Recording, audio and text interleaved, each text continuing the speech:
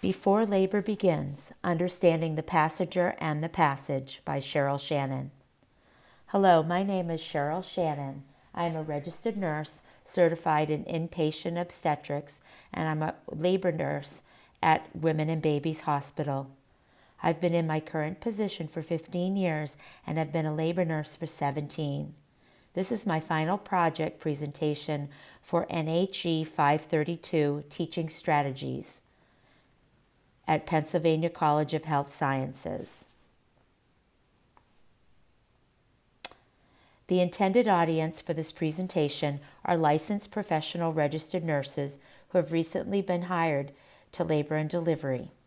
This small group of nurses has little to no labor and delivery experience. This biweekly class, lasting 2 hours, is occurring during the new hires' 10 to 12-week orientation process in L&D. The goal of these biweekly classes is to provide the opportunity to supplement their orientation on the labor and delivery unit with their preceptors. It has as its focus to cover identified broad area and specific skills within the labor and delivery process that are foundational in functioning as an effective patient advocate and labor and delivery registered nurse. The orientees maintain a copy of Intrapartum Management Modules, a perinatal education program by Kennedy, Ruth, and Martin, and is the main written source of educational materials for their orientation.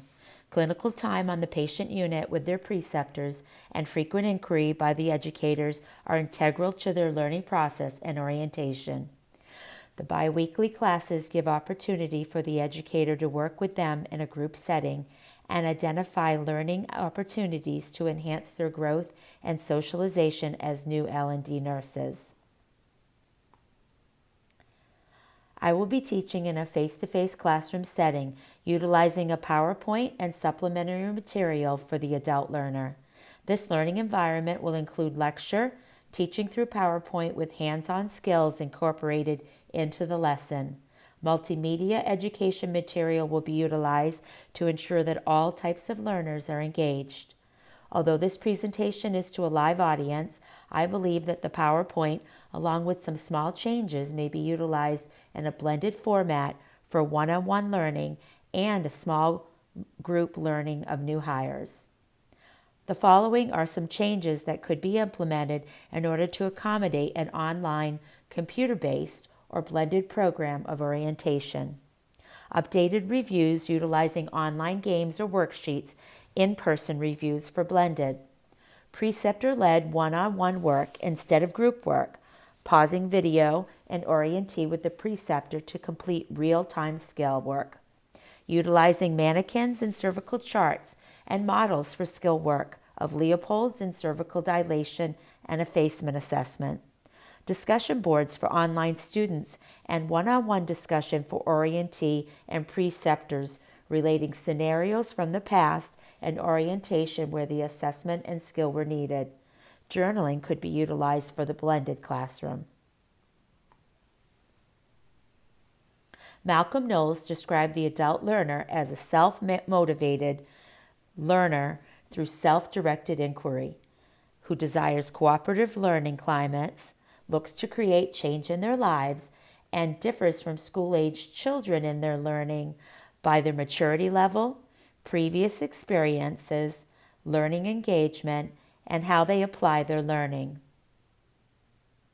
Self-evaluation is an effective way to evaluate the adult learner, whom actively participates in identifying individual learning needs, choosing learned experiences to meet those needs, sharing experiences with others, and actively engaged in the process to meet their learning goals.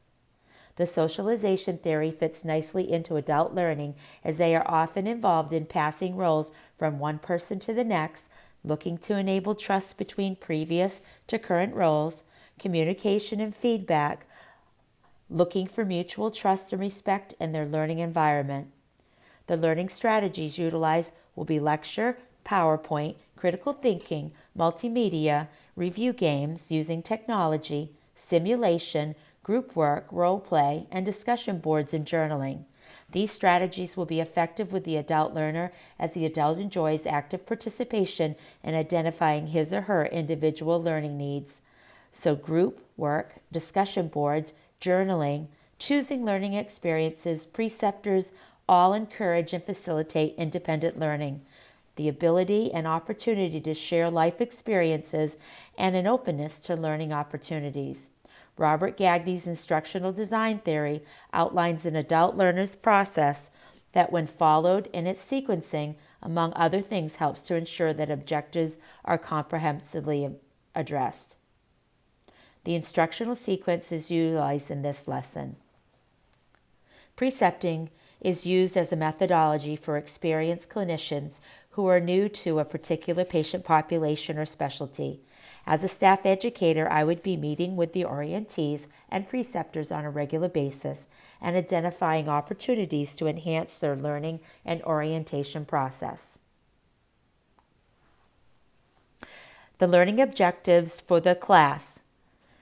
The registered nurse will be able to identify the three components of the passageway and understand the roles of each in labor and delivery.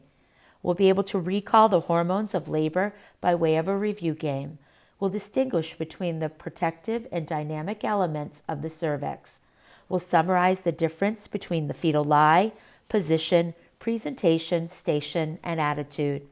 We'll appraise cervical dilation and effacement through use of cervical models and dilation charts. We'll discriminate between the varied shapes of pelvises on a chart and identify the one that is most adequate for delivery. The lesson plan for today will begin with a review of the previous class's information on hormones. We will then discuss the passenger, we'll do some skill work, we'll discuss the passage, and cervical change. Welcome back to Labor and Delivery Orientation class. You'll notice that there are seats that are set up for your class today, so I ask that you go ahead and sit in those seats prior to class beginning. Feel free to take out your mobile devices as we will be utilizing Kahoot as a review tool today. I would like to start class out with a quick review of the pregnancy hormones that we covered last time we met.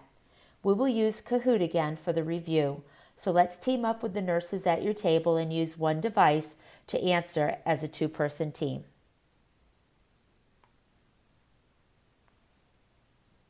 Here's a review on hormones from Module 1. Take out your portable devices and log on to kahoot.it.com. Let me know when you are ready by holding up your phones or devices.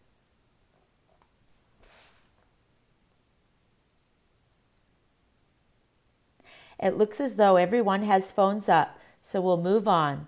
This is going to be a quick 6-question review, and it will move quickly, so please keep up. Remember, the questions have to do with labor and pregnancy hormones from our last class. Okay, very good. Let me click on the classic mode here first. Your PIN number is displayed for sign up.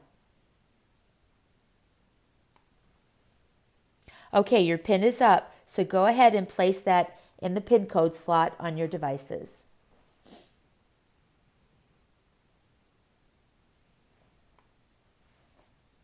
It looks like we have 2 of you signed up already, 2 teams. Okay, here we go. Let's work as a team of 2 to answer the questions. There's no pressure. Now let's see what you can remember. It looks like we have Team Happy Octopus and Team Captain Wolf. Okay, here's the question. What is the nesting hormone? Remember, you've got to click on the right color and symbol to answer the questions.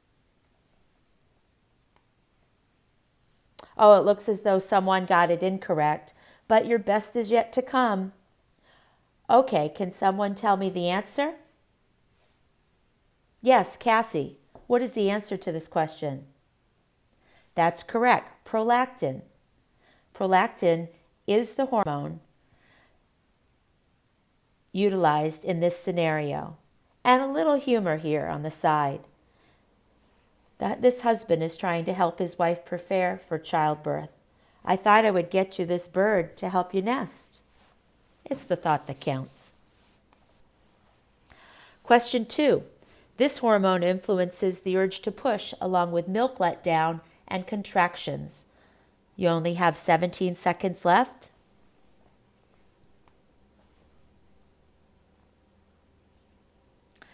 All right.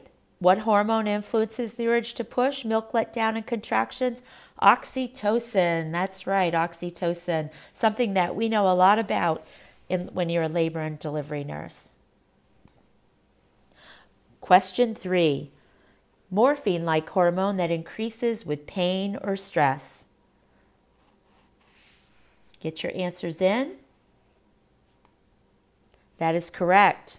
Morphine-like hormone that increases with pain or stress is endorphins. All right, question 4. I told you it would be quick. A surge of this hormone in the second stage helps to mobilize the strength to push. Is that catecholamines, endorphins, prolactin, or oxytocin? All right, answers are in. Catecholamines. Catecholamines are responsible for second stage help in giving the woman the strength to push. Now let's look at that cartoon that I put up there with that question. As you can see there, the doctor is delivering another girl and another girl and another girl. A little nesting doll humor. Question number 5. This is the fight or flight hormone. The fight or flight hormone. Yes, the answer is catecholamines. How many of you got that right? Very good. Does anyone know what catecholamines we associate with fight or flight? Rachel? Yes, adrenaline. That's correct. That's one of the catecholamines, and it is responsible for that fight or flight feeling. Looks like these guys are having a little fight or flight on their own in the paranoia therapy clinic there, saying, "Please be seated. They'll be right out to get you." Students aren't paranoid, are they? And question number 6, this is our last question. This hormone prepares the breast for breastfeeding. All right. And as you can see there, the answer to that question is prolactin. Along with mood elevations and calming effects, prolactins are very important for breastfeeding. All right. We can see our winner there are the Happy Octopuses with Captain Wolf in second place.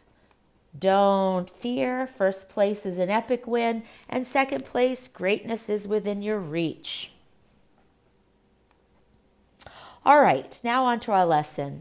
I'd like to talk today about the 5 P's of labor. I want each one of you to remember the effect that the hormones that we just discussed have on pregnancy, both before and after labor. Today, we're going to begin the transition into labor from the standpoint of the 5 P's of labor. But specifically, we want to talk about both the passenger and the passageway. Of course, there is but one passenger, maybe 2 or more on occasion. Who is the passenger? Does anybody know?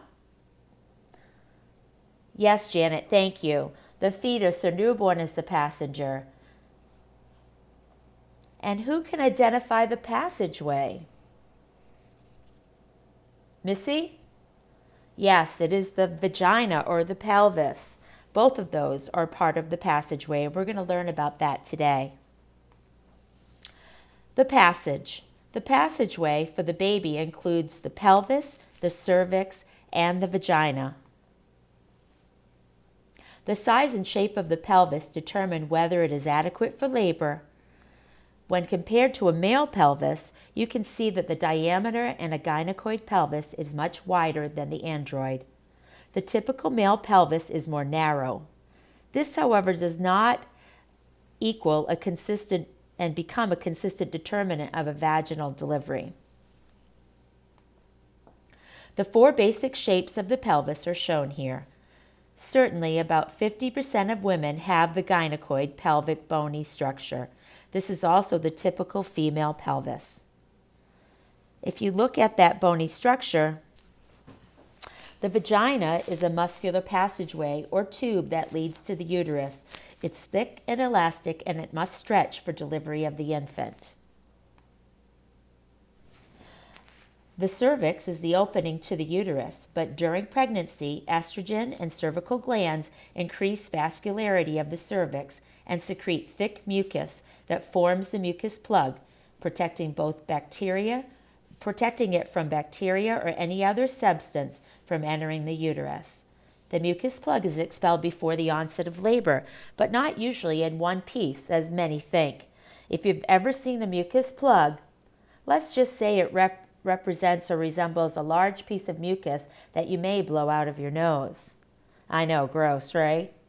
Hyperactive glandular tissue produces the increased mucus that's present in pregnancy. We have here on the screen sort of like the jobs or the functions of the cervix. It protects the uterus. It softens as the pregnancy nears the estimated date of completion. It thins out and it dilates. I want you to look on your table in front of you, and you'll find a sock and a tennis ball. I'd like your group of two to put the tennis ball inside the sock. I want you to squeeze it all the way down to just below the cinched material that would be at the ankle. Let's imagine that the foot of the sock is the uterus and the ball represents the baby. If you would hold the sock upside down, you would see the relationship between the uterus, the baby, and the cervix and the vagina. When thinking about the passageway that protects and permits the baby to be born, there's a protection from the bacteria, other substances from entering the uterus, and injury to the tissue of the uterus or the fetus's head itself. Elastic, thick, and muscular, the cervix is open during menstruation, but the vaginal cuff, which would be our cinched material at the ankle of our sock, along with mucus and a mucus plug, change the cervical opening to maintain a pregnancy.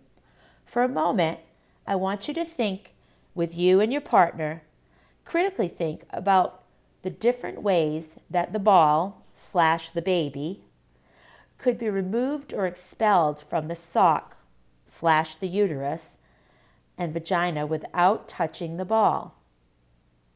Now remember, hold the sock upside down, uterus at the top, ball is in the uterus, the baby.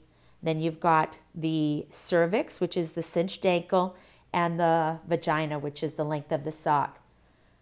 I want you to come up to the whiteboard and write your answers for your team. You'll have 2 minutes. Go.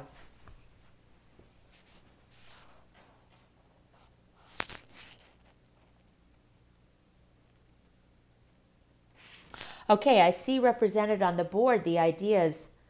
They are stretching the sock below the ball or baby. That would get the ball out, possibly. Shaking the sock, cutting the sock, squeezing the sock above the ball or baby, and finding a fault in the material that then would just, pull the sock apart. Is that right? Excellent.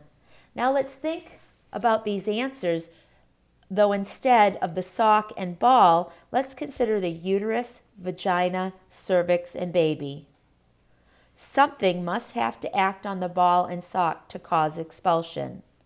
So when I look at your answers that say stretching the sock below the ball or baby, that would indicate the cervical opening. If the cervix opened sooner than it should, or even at a term pregnancy during labor, that would allow the baby passage through the cervix into the vagina. Shaking the sock, I don't think we're going to, that doesn't really apply to uterus and baby and cervix. Cutting the sock. So yes, if you cut the sock and let the baby out, Again, we would prefer not to go to C-sections, but yes, cutting the sock would get that baby out of the uterus. I'd expel it. Squeezing the sock above the ball or baby. That would indicate things like contractions. It might be preterm contractions, it could be term contractions, but they squeeze and force the baby's head down on the cervix, which dilates and thins it, and you could have delivery. And a fault in the material. Somebody said something about if there was a thread loose, that you could pull apart the sock. I guess we could liken that to disease, chorio, infection, health of the mother, breaking of the water early. These are all things that could cause early delivery. Very good. That was excellent. It was some good critical thinking.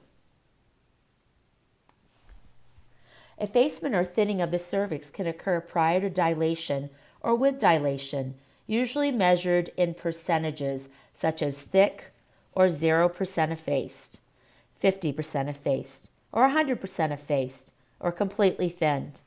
When a cervix is completely effaced, it is as thin as a sheet of paper. And on our picture here on the PowerPoint, you can see a cervix. This right here, again, the thick cervix that averages between 2 to 4 centimeters in length during pregnancy thins and dilates. Dilation usually occurs after effacement in many women, but also can occur in conjunction with thinning. A cervix is affected by both hormones and the presenting part of the baby, prostaglandins coming from the fetus, decidua of the uterus, and amniotic membranes, and acts on the cervix by softening it as well as by causing contractions and vasoconstriction. The chart above shows the cervix that is thick and not effaced all the way to the cervix that is 100% effaced, along with a closed cervix 1 centimeter to open cervix at 10 centimeters. This is a visual diagram to sense the expansion of the cervix during labor. During cervical exams, the provider or nurse using their fingers to determine the position of the cervix, the consistency of the cervix, the effacement of the cervix, and the dilation of the cervix. You may also feel or palpate an amniotic sac or bag and a presenting part. The position of the cervix is either anterior, posterior, or mid-posterior, meaning that a posterior cervix is often behind the head, posterior, or far back in the vagina without a presenting part appreciated. Anterior meaning in front of the head and forward in the vagina, and mid-posterior referring to a cervix that is not either extreme but found midway. Consistency of the cervix refers to whether or not the cervix is firm or stretchy and pliable. Effacement or thinning of the cervix is the thickness or the thinness of the cervix, expressed in percentage and or centimeters of length. And finally, dilation refers to the opening of the cervix. A term infant nearing labor and or delivery may have a cervix that is opening, thinning, soft, and anterior. Vaginal exams are completed using sterile gloves and gel. It is, however, not a sterile procedure. So pick up the cervical dilation chart that you have in front of you and your partner, and I want you to begin to use your dominant hand and index and middle fingers to palpate and feel the differences in dilation. You can also see and sense the thinning of the cervix throughout the dilating change of the cervix. I'm going to give you 5 minutes to use the chart and start to sense the opening of each measurement. I'll come alongside of you and answer any questions you may have. These cervical dilation charts are in each labor room. How does or can the passenger affect labor and delivery? Would anyone like to answer that question? Go ahead, say it out loud. Okay, a few of you broke the ice today. Yes, I heard size and position. Very good. Thank you, Cassie and Rachel. You're thinking about the body size and what position the baby is in, and that can definitely affect labor and delivery. Good.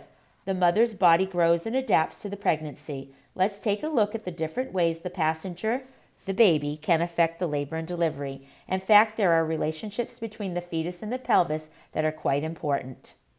We'll look at the terms fetal lie, fetal attitude, fetal presentation, fetal position, and station. The fetal head's position is affected by the fetal lie. The head is made up of affixed and flexible parts and is the largest part of the baby. The force of the uterine contractions on the fetal head causes the cranial bones to overlap. Molding is the reaction to the baby to the size and shape of the passage. The vertex of the head is the area between the anterior and posterior fontanelles here on the chart. And so when someone says the baby is vertex, they are saying the presenting part in the pelvis is the head. The suture lines are the areas between the cranial bones and are covered by a membrane. The fontanelles are an area where the suture lines meet and also are covered by a membrane. Feeling the suture lines and fontanelles can assist in determining the position of the baby's head within the pelvis. The chart shows the position of the head in relationship to the pelvis, and the anterior and posterior refer to the head's position in relation to the mother. The occiput is the area beneath the posterior fontanelle, and with a baby that is face down, this is the relationship. The occiput is posterior and may be direct, left, or right. The position of the presenting part in relation to the mother's right or left in cephalic presentations, this is occiput. The anterior occiput is seen here in several of the diagrams. The position of the fetus as the mother is ready to go into labor is the main determinant of how smooth the labor and delivery will progress. The fetal lie speaks to the relationship of the long axis of the fetus to that of the mother. In other words, in what direction within the uterus does the longest part of the baby lie? Usually it's the back. A longitudinal lie is when the axis of the fetal body is parallel to the other spine. Okay, right here. And this lie can be cephalic or breech. 99.5% of all lies are longitudinal. Transverse lies occur just 0.3% of the time, and this is where the long axis of the fetus lies directly across the mother's spine. Oblique is sort of catty corner to the transverse lie. Here you can see in this picture that longitudinal lies can be either cephalic or breech. And breech lie can be frank, complete, or footling.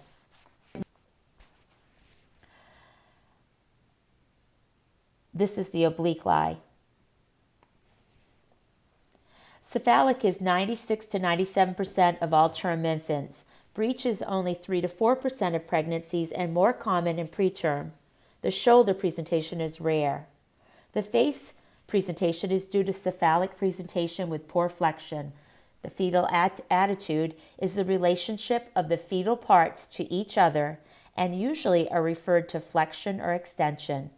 A properly flexed head creates the smallest diameter of the head for ease of delivery.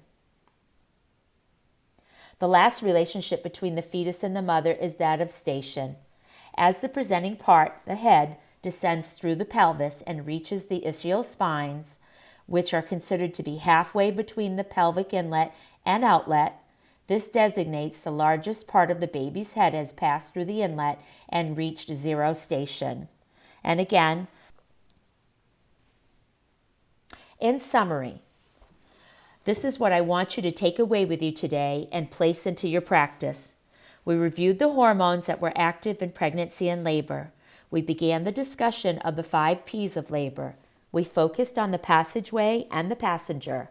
We defined the 3 components to the passage as the pelvis, the cervix, and the vagina. We identified what makes a female pelvis adequate for labor. We recognized the protective elements of the cervix during pregnancy and described the changes it makes for labor and delivery of the fetus. We defined effacement and dilation in relationship to labor and vaginal exams and practiced dilation assessment on cervical dilation charts. And we talked about the passenger and the relationship with the mother in terms of the lie, presentation, position, attitude, and station. What's next? I want you to read Module 4, Skill Unit 2 in your Interpartum module book. This is the section on Leopold's maneuver, which will put together your knowledge from today and the fetal lie, presentation, position, station, and the external maneuvers that will allow you to determine fetal position, lie, and presentation by palpating of the patient's abdomen. You will then practice this skill within the next 2 weeks, applying what you know, and we will assess your ability here in class with a mannequin. We will also take Leopold's and apply it to placement of the external fetal monitor for proper placement and tracing of the fetal heart tones. Be ready to share also a birth experience that you've had in the last 2 weeks in class. In closing, an evaluation. Please pick up an evaluation tool as you exit. Honesty on these evaluation tools will benefit the next group of new labor nurses by identifying what worked and what didn't. Place them in the ballot box in L&D by the break room. I'm going to take my trusty pen here, make it blue this time, and show you where zero station is, right in here, zero station, okay? This designates that the head is engaged and the pelvis is adequate. The diagram shows the imaginary line and the measurement in centimeters that generally starts at -3, up here, -3, and goes to +5. I want you to critically think now with this question. What if cervical dilation continues to progress, but the fetal head is not descending? Fetal pelvic disproportion. Very good. The head is on the cervix, but it cannot descend through the inlet. My trusty pen. This time I'm going to pick a color. We're going to say right here is the thickness of the cervix, and that is the cervix that is 0% effaced. There's no effacement, no thinning out there. This cervix is about 50% effaced as you compare it to the first one. And then this cervix is 100% effaced. You can see the opening, it's a slightly cervical dilation there, maybe a centimeter, but it's definitely thinned out. And the gynecoid, sorry, right here just for a second, you can see right here in the gynecoid that it actually has the widest opening in the pelvis and can accommodate the baby's head much easier than the android, which is the typical male pelvis, or the anthropoid. The android pelvis is shown on the lower left. It's the typical male pelvis, I'm pointing to it here, which can slow the descent of the fetal head and can cause arrest of descent. They call this cephalopelvic disproportion or failure to descend. This type of pelvis, the android, is present in 20% of women. The anthropoid pelvis on the lower right-hand side is found in 25% of women.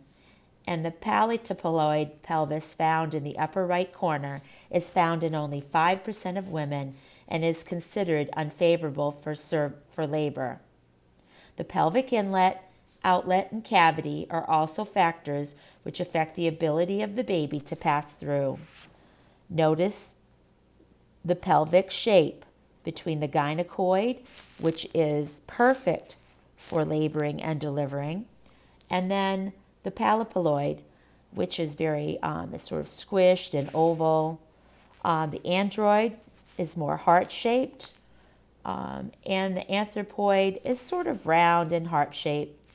But the gynecoid is the one that is most found in women.